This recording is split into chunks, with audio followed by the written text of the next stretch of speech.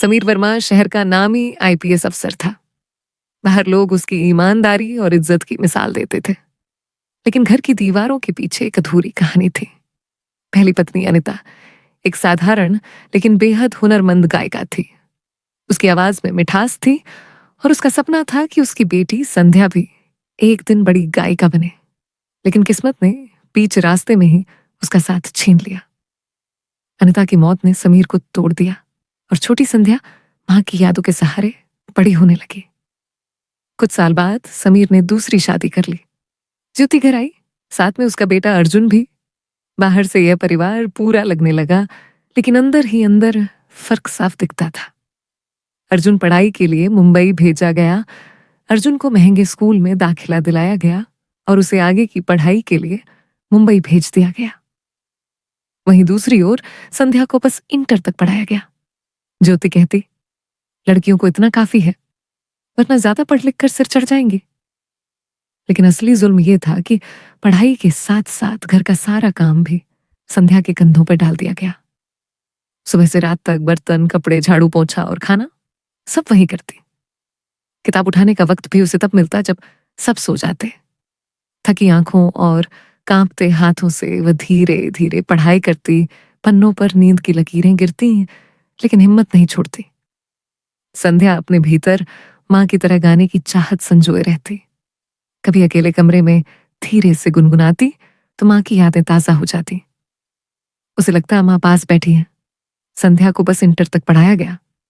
ज्योति कहती, लड़कियों को इतना काफी है, वरना ज्यादा पढ़ लिख कर सिर चढ़ जाएंगे। ज्योति धीरे धीरे घर पर पूरा नियंत्रण करने लगी। समीर अपनी ड्यूटी और इमेज में इतना व्यस्त रहता कि घर की सच्चाई पर ध्यान ही नहीं देता। जब भी संध्या थक जाती, ज्योति कहती, ये तेरे लिए सजा नहीं, जिम्मेदारी है।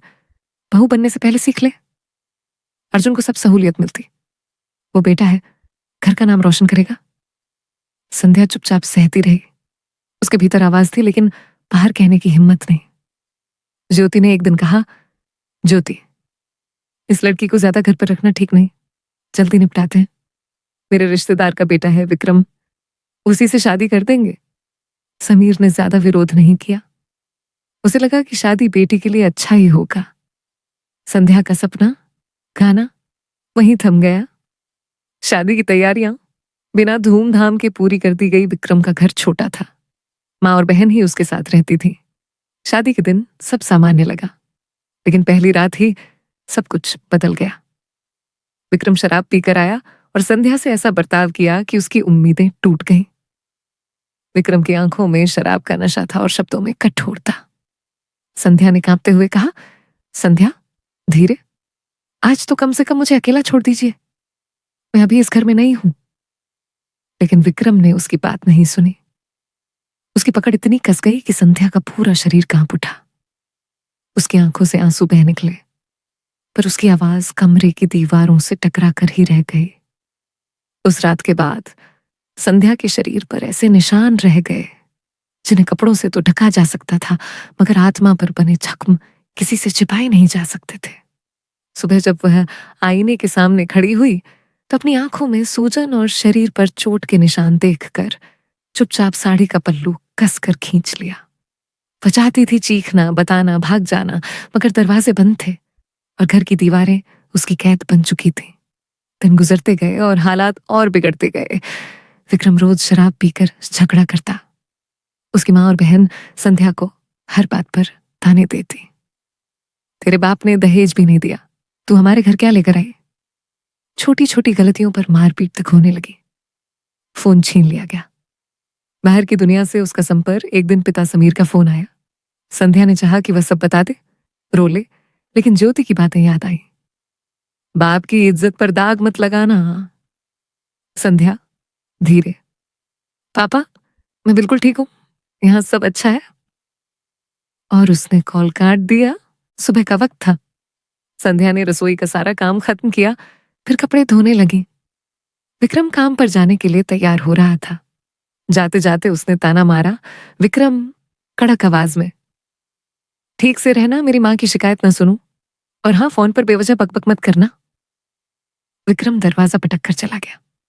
कुछ देर बाद संध्या ने अपने मोबाइल से अपनी सहेली को कॉल किया और धीरे धीरे बात करने लगी। तभी सास ने देख लिया। सास गुस्से में, बाहर है, दिन भर खाने को हमारा घर और मौज करने को फोन, यही सीख के आई है अपने बाप के घर से। संध्या घबरा कर, मां जी बस थोड़ी देर बात कर रही थी, घर का काम तो। लेकिन सास ने उसकी बात पूरी होने से पहले ही जोर का धक्का दे दिया। संध्या धड़ाम से जमीन पर गिर पड़ी। सिर में चोट लगी और पेट में तेज दर्द उठा। चेहरा पसीने से भर गया। गिरते ही उसका मोबाइल हाथ से छूट गया और स्क्रीन टच होते ही अपने आप पिता समीर का नंबर डायल हो गया। दूसरी तरफ फोन की घंटी बजी और समीर ने कॉल उठा लिया। समीर फोन पर, हेलो संध्या, हेलो, आवाज क्यों नहीं आ रही? तभी उसे फोन पर बेटी की चीख और सास की कड़वी बातें साफ साफ सुनाई दी। समीर चौंक कर और घबरा कर, संध्या ये क्या हो रहा है? तुम ठीक हो बेटी, बोलो। संध्या कमजोर आवाज में हांफते हुए, पापा मैं ठीक हूं, बस हल्का सा चक्कर आ गया। लेकिन समीर का दिल बैठ गया। वह तुरंत घर से निकल पड़ा। जब समीर ससुराल पहुंचा तो उसने बेटी की हालत देखी। चेहरे पर चोट के निशान, आंखों में आंसू और शरीर थका हुआ। समीर गुस्से और दुख में, बेटी ये सब क्या है? तेरा ये हाल किसने किया? चलो मेरे साथ घर चलते हैं, या तेरे साथ ठीक नहीं हो रहा। संध्या रोते रोते, पापा मैं आपके पास चलना चाहती हूँ। इतने में सास बीच में आ गई। सास कड़क आवाज में, नहीं ये मेरी बहू है, कहीं नहीं जाएगी। अब इसका घर यही है। आप बाप हो तो क्या हुआ, शादी हो गई है, अभी हमारी जिम्मेदारी है। समीर ने बहुत समझाने की कोशिश की मगर सास अड़ी रही। मजबूर होकर समीर अकेले ही लौटने लगा। उसका दिमाग तनाव और गुस्से से भरा हुआ था। कार चलाते वक्त अचानक उसका एक्सीडेंट हो गया। कार बुरी तरह पलट गई। मौके पर पुलिस पहुंची। पुलिस ने जब ड्राइविंग लाइसेंस देखा तो पहचान कर चौंक गई। पुलिस अधिकारी, अरे ये तो आईपीएस अफसर समीर वर्मा है। फौरन घर वालों को खबर दी गई। कुछ देर बाद यही खबर संध्या तक पहुंची। पड़ोसी, बेटी तुम्हारे पिताजी का एक्सीडेंट में निधन हो गया। ये सुनकर संध्या के पैरों तले जमीन खिसक गई। उसकी सांसें रुक सी गईं। संध्या चीखते हुए, नहीं पापा मुझे छोड़कर मत जाइए। लेकिन उसकी सास ने ठंडे लहजे में कहा, सास रोने धोने से कोई वापस नहीं आएगा, और वैसे भी अभी तो घर के काम पड़े हैं, जाना है तो पहले सब काम निपटा। संध्या ने सास के पैरों पर गिरकर मिन्नत की। संध्या गिड़गिड़ाते हुए, माँ जी प्लीज मुझे पापा से आखिरी बार मिल लेने दीजिए, मैं सब कर लूंगी पर मुझे रोकिए मत। सास ने बेरहमी से हाथ झटक दिया। सास नाटक मत कर, जिस बाप ने तुझे पाला वही अब नहीं रहा, अब ये घर है तेरा। लेकिन संध्या हार मानने वाली नहीं थी। उसने पड़ोस की सरदा देवी से मदद मांगी। संध्या रोते हुए, माँ जी मुझे नहीं जाने देती, क्या आप मुझे पापा से मिलवा देंगे? मैं उनसे आखिरी बार देखना चाहती हूँ। सरदा देवी ने तुरंत साथ दिया और उसे वहां पहुंचा दिया। जब संध्या पिता के घर पहुंची तो दरवाजे पर उसकी सौतेली मां ज्योति खड़ी थी। ज्योति ताने में, अब क्यों आई है? जब जिंदा थे तब क्या किया तूने उनके लिए? मत रो इतना, रोने से कुछ नहीं होगा। ज्योति ने दरवाजा बंद करने की कोशिश की लेकिन संध्या वहीं जमीन पर बैठ गई और फूट फूट कर रोने लगी। संध्या रोते हुए, पापा मैं आ गई, मुझसे नाराज मत होना, बस एक बार देख लो। पड़ोसी सरदा देवी ने ज्योति से कहा। सरदा देवी कड़क स्वर में, इतनी पत्थर दिल मत बनो ज्योति, ये उसकी बेटी है, बाप से मिलने का उसका हक है। संध्या आखिर पिता के पार्थिव शरीर के पास गई और उनकी ठंडी हथेली पकड़कर फूट फूट कर रो पड़ी। पिता के पार्थिव शरीर के जाने के बाद ज्योति ने संध्या से सारे रिश्ते तोड़ दिए। संध्या दरवाजे पर खड़ी रोती रही, हाथ जोड़कर गिड़गिड़ाती रही। संध्या आंखों में आंसू लिए, मां मैं कहाँ जाऊं, पापा तो चले गए, अब तो आप ही मेरे अपने हो। लेकिन ज्योति ने बेरुखी से कहा, ज्योति हमारे लिए तू अब कोई नहीं है, जा अपने ससुराल लौट जा। बेबस और टूटी हुई संध्या अपने ससुराल लौट आई। दिन पर दिन उसकी जिंदगी दुख और तकलीफ से भरती जा रही थी। पति विक्रम काम की वजह से अक्सर घर पर नहीं रहता। एक दिन फोन पर बोला, विक्रम फोन पर, आज देर हो जाएगी, शायद आ ही ना पाऊं। संध्या ने भारी दिल से ठीक है कहा। सास भी उस दिन घर पर नहीं थी। वो पड़ोस में सरदा देवी के बेटे की शादी के संगीत में चली गई थी। घर पर सिर्फ संध्या और उसकी ननद कोमल रह गई। संध्या वैसे तो कोमल पर ज्यादा ध्यान नहीं देती थी, पर उसे यह मालूम था कि कोमल अक्सर फोन पर किसी से छुप छुप कर बातें करती है। रात का समय था। अचानक कोमल के फोन पर कॉल आई। वो जल्दी से कमरे में चली गई और धीमे स्वर में बोली, हाँ आ जाओ, सब घर से बाहर है। थोड़ी देर बाद दरवाजे पर वो लड़का था। कोमल ने जल्दी से दरवाजा खोला। बाहर एक लड़का खड़ा था, उसका बॉयफ्रेंड। दोनों अंदर आए। संध्या ने सब देखा मगर चुप रही। वह बस चुपचाप अपने कमरे में चली गई। सुबह सास घर लौटी। तभी पड़ोस की किसी और औरत ने ताना मारा। पड़ोसन, अरे बहन, कल रात तुम्हारे घर अजीब हाल था। एक लड़का आते देखा गया था। सब लोग बातें बना रहे हैं। सास का चेहरा गुस्से से लाल हो गया। उसने तुरंत संध्या को बुलाया। सास चिल्लाकर, संध्या, तूने हमारी नाक कटा दी। रात को मर्दों को घर बुलाने लगी। यही संस्कार मिले हैं तुझे? संध्या सन्न रह गई। संध्या रोते हुए, नहीं मां जी, मैंने कुछ नहीं किया। वो, लेकिन इससे पहले कि वह सच बता पाती, कोमल ने ही झूठ बोल दिया। कोमल नकली मासूमियत में, मां जी, मैं तो सो रही थी। शायद दीदी संध्या के किसी जानने वाले आए होंगे। सास ने बिना सोचे समझे पूरी तरह संध्या पर इल्जाम लगा दिया। संध्या रोते हुए सास के पैरों पर गिर गई। संध्या गिड़गिड़ाकर, मां जी, मैंने कुछ नहीं किया। आप विश्वास कीजिए, मैंने तो बस अपनी आंखों से सब देखा। मगर चुप रही। लेकिन सास का गुस्सा सुनामी की तरह फूट पड़ा। सास कड़क आवाज में, चुप रह। औरत होकर ऐसे काम करेगी तो कौन यकीन करेगा तेरे शब्दों पर? हमारी इज्जत मिट्टी में मिलाकर रख दी तूने। संध्या की आंखों से आंसू बहते रहे, पर कोमल खड़ी खड़ी नकली मासूमियत दिखा रही थी। रात को विक्रम घर आया। मां ने तुरंत आग में घी डाल दिया। सास रोते रोते, बेटा, तेरी गैर हाजिरी में तेरी बीवी घर में मर्द बुलाने लगी। पड़ोस की औरतें ताने मार रही हैं। हमें तो मोहल्ले में मुंह दिखाने लायक नहीं छोड़ा। विक्रम की नसें तन गई। उसने गुस्से में संध्या की ओर देखा। विक्रम चिल्लाकर, संध्या, ये सब क्या सुन रहा हूं? तू इतनी गिर सकती है? तूने हमें बर्बाद कर दिया। संध्या आंसू रोकते हुए, विक्रम, मैं प्रेग्नेंट हूं। मैं ऐसा पाप कैसे कर सकती हूँ? सच कोमल। लेकिन उससे पहले कोमल रोने का नाटक करने लगी। कोमल सिसकते हुए, भैया, मुझ पर क्यों इल्जाम लगा रही है भाभी? मैं तो कल रात जल्दी सो गई थी। अगर घर पर कोई आया भी तो वो सिर्फ भाभी के लिए आया था। विक्रम का खून खौल उठा। उसने बिना सोचे समझे संध्या को झकझोर दिया। विक्रम गुस्से से, बस एक शब्द और मत बोल। अब इस घर में तेरे लिए कोई जगह नहीं। संध्या टूट गई। उसने पेट पर हाथ रखकर धीमी आवाज में कहा, संध्या करुण स्वर में, ये सिर्फ मेरा नहीं, तुम्हारा बच्चा भी है विक्रम। मेरे साथ जितना चाहे कर लो, पर इस नन्ही जान को मत ठुकराओ। लेकिन विक्रम का दिल पत्थर बन चुका था। सास और कोमल की झूठी गवाही ने उसके दिमाग पर पर्दा डाल दिया था। उसने और भी भयानक इल्जाम जड़ दिया। कहानी में आगे बढ़ने से पहले जरूरी सूचना। दोस्तों, अगर आपको यह कहानी दिल को छू गई हो तो प्लीज वीडियो को लाइक करें। आपके लाइक से ही मेरी मेहनत और मेरी आवाज को मेरी टीम चुन पाएगी। ज्यादा से ज्यादा लाइक करके मेरी आवाज को सपोर्ट करें।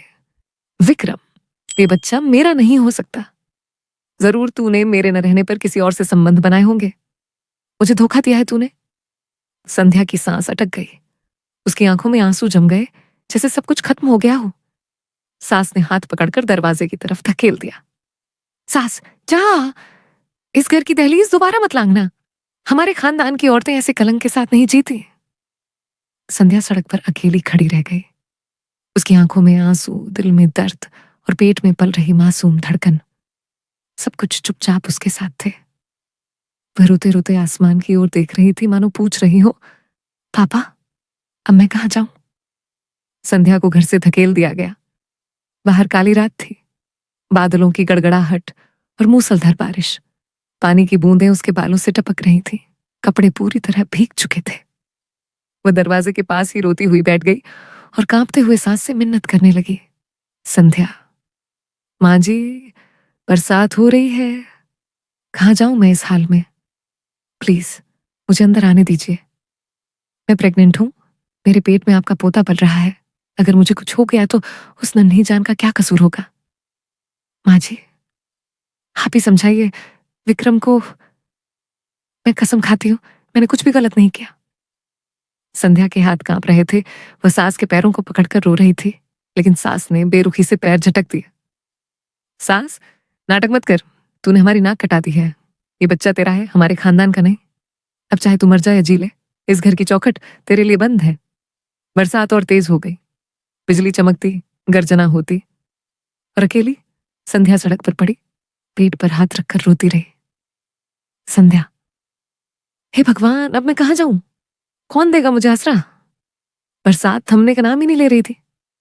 संध्या मन में, अगर कोई मुझे अपनाएगा तो वो पापा का घर ही होगा। पापा तो चले गए, मगर माँ ज्योति कम से कम दरवाजा तो खोलेंगी। वह लड़खड़ाते कदमों से अपने मायके की ओर चल पड़ी। रास्ते में कीचड़, बिजली की गड़गड़ाहट और भीगी साड़ियां उसके कदम रोक रही थी, मगर उम्मीद उसे खींच रही थी। आधी रात थी जब वह मायके पहुंची। बरसाती रात में वह पूरी तरह भीग चुकी थी। कांपते हाथों से दरवाजा खटखटाया। संध्या रोते हुए, मां, दरवाजा खोलो, मैं हूं संध्या। पापा तो अब नहीं रहे, अब तो आप ही मेरा सहारा हो। दरवाजा खुला।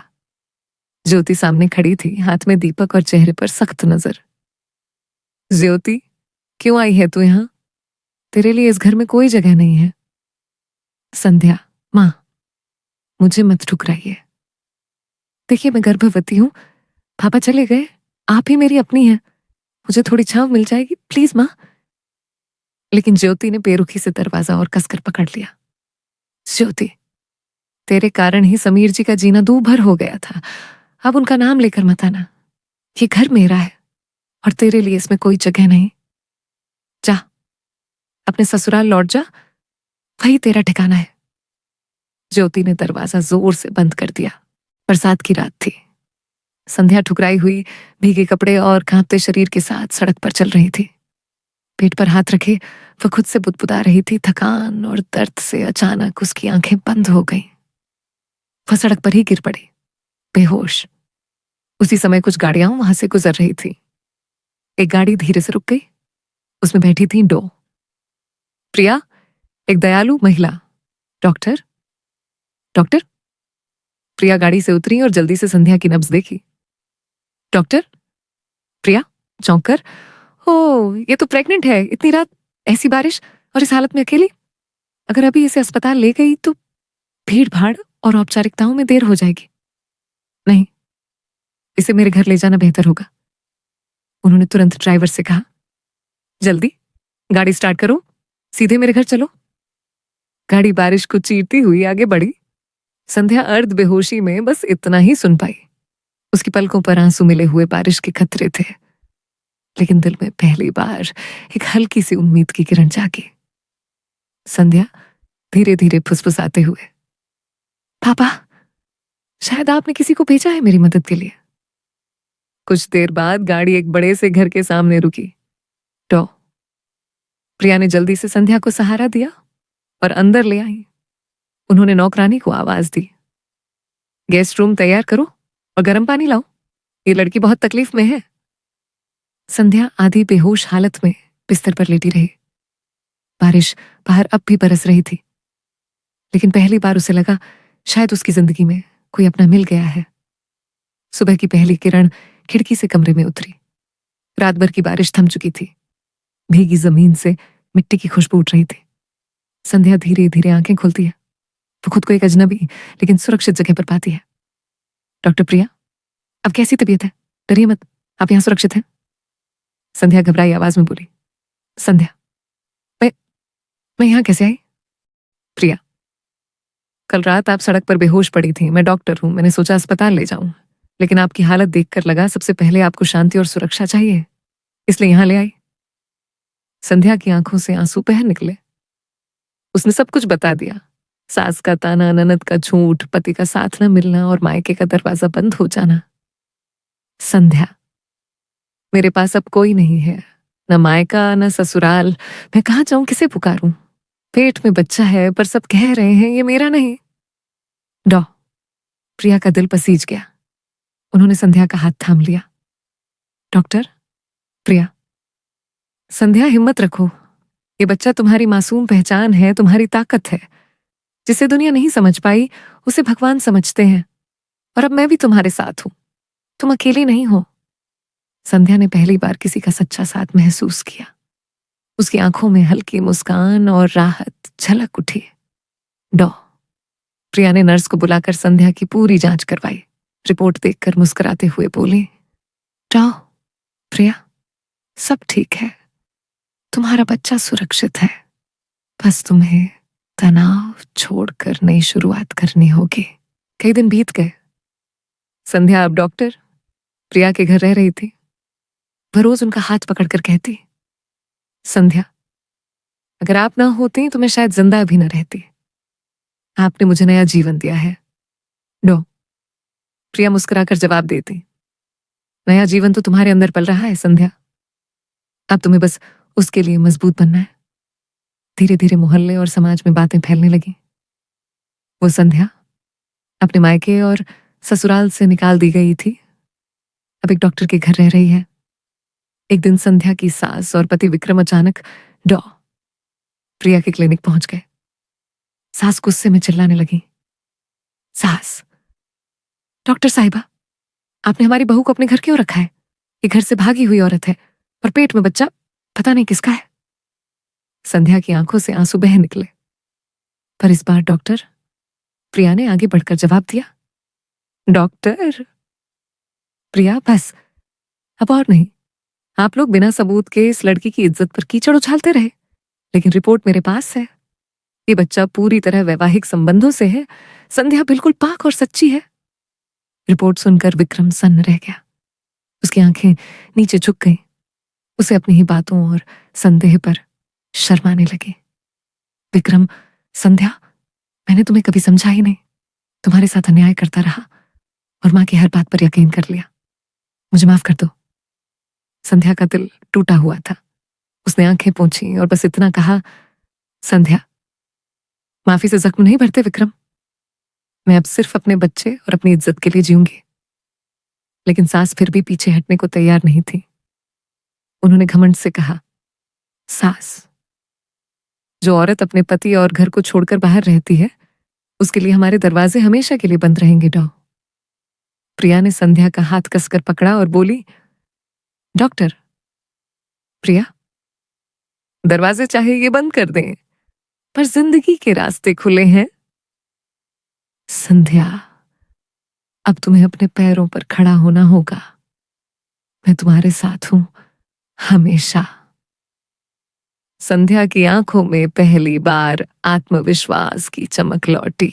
डॉक्टर प्रिया ने संध्या को सिर्फ आश्रय ही नहीं दिया, बल्कि उसके जीवन को नई दिशा भी दी। उन्होंने उसे समझाया, संध्या, तुम्हें पढ़ाई पूरी करनी होगी। शिक्षा ही वो ताकत है जिससे तुम अपने लिए और अपने बच्चे के लिए नया रास्ता बना सकोगी। दिन में संध्या घर के काम करती, डॉक्टर की मदद करती और रात में किताबें खोलकर पढ़ाई करती। पेट भारी हो चुका था, तकलीफें भी थीं, लेकिन संध्या ने हार नहीं मानी। हर बार जब हिम्मत टूटती वो अपने पेट पर हाथ रखकर कहती, तेरे लिए मुझे मजबूत बनना है मेरे बच्चे। कुछ महीनों बाद तेज बारिश की रात आई। संध्या को प्रसव पीड़ा शुरू हुई। डॉक्टर प्रिया ने खुद उसका ऑपरेशन कराया। रात भर संघर्ष के बाद एक प्यारी सी बेटी ने जन्म लिया। संध्या की आंखों से आंसू बह निकले। मेरी परी, तू ही मेरी दुनिया है। बेटी के आने के बाद संध्या ने पढ़ाई जारी रखी। इसी बीच डॉक्टर प्रिया ने देखा कि संध्या की आवाज बेहद मधुर है। एक दिन पूजा में उसने भजन गाया तो सब दंग रह गए। संध्या, तुम्हारी आवाज में जादू है, क्यों ना तुम गायन को अपना करियर बनाओ। संध्या पहले झिझकी, पर फिर बेटी की मुस्कान ने उसे हिम्मत दी। संध्या ने लोकल प्रतियोगिताओं में गाना शुरू किया। धीरे धीरे उसकी आवाज रेडियो और सोशल मीडिया तक पहुंच गई। लोग उसे संध्या स्वरांजलि कहने लगे। उसकी मेहनत और संघर्ष ने उसे एक मशहूर सिंगर बना दिया। जब संध्या का पहला बड़ा स्टेज शो हुआ तब वही सास और पति दर्शकों में बैठे थे जिन्होंने उसे ठुकराया था। हजारों लोग तालियां बजा रहे थे और संध्या अपनी बेटी को गोद में लेकर मंच पर खड़ी थी। संध्या, ये जीत सिर्फ मेरी नहीं, हर उस औरत की है जिसे कभी कमजोर समझा गया। मैं साबित कर दूंगी कि हालात कितने भी बुरे हों, सपनों की उड़ान कोई नहीं रोक सकता। भीड़ तालियों से गूंज उठी। सास और पति सिर झुकाकर खामोश बैठे रहे। दोस्तों, अगर आपको संध्या और डॉ प्रिया की यह कहानी पसंद आई हो तो लाइक जरूर करें, चैनल को सब्सक्राइब करें और कमेंट में लिखें संध्या और डॉक्टर प्रिया में से आपको कौन सबसे ज्यादा पसंद आए। आपके लाइक और कमेंट से ही हमें अगली कहानी बनाने की प्रेरणा मिलती है।